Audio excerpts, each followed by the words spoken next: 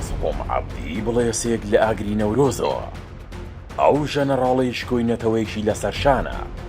مستەفا خەلیل عەبدی ناسراو بە مەزڵوم عەبدی، پیاوە قارەمانەکەی نێومیلەتی کورد.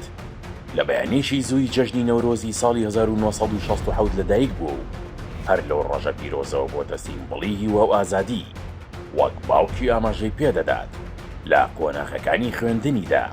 یەکێک بووە لە قوتابی هەرە زیرەک و لێهاتووەکان، بەڵام ستەم و چەوسانەوەی دەسەڵاتی حکومەتی سووریا بەرامبەر بە کوردوای کرد کە ئەو گەنجە زیرەگە ڕێگەی سەختی خەبات هەڵبژێرێت و ببێتەوە فەرماندە مەزنەی کە ئەمڕۆ هەموو دنیا دەیناسێت.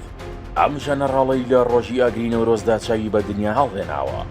ئێستا خەریکە نەورۆزێکی سیاسی نەتەوەی نوێ بۆ گەلی کورد بەدی دەهێنێت، بە فەرماندەیی سوپایەک لە کورد وەڵامی هەموو ئەو کەسانە دەداتەوە کە دەیانەوێت کورد وەک کۆچەر و بێگانە لە سەر خاکی خۆی نیشان بدەن.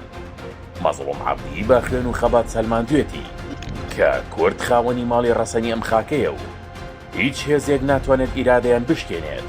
ئەو ئێستا ئەندازیاری ئاشتی و سەرکەوتنە لە بەرامبەر دەسەڵاتی تیرۆریستی سووریا. ئێستا شەموان چاوەڕێی ئەو بەهارە نوێن کە باوکی و گەلی کورد چاوەڕوانی تا تێیدا کورد بەسەر بەرزی و ئازادی بژی و چیتر داواکردنی ماف بە تاوان و زیندانی کۆتایی نێت.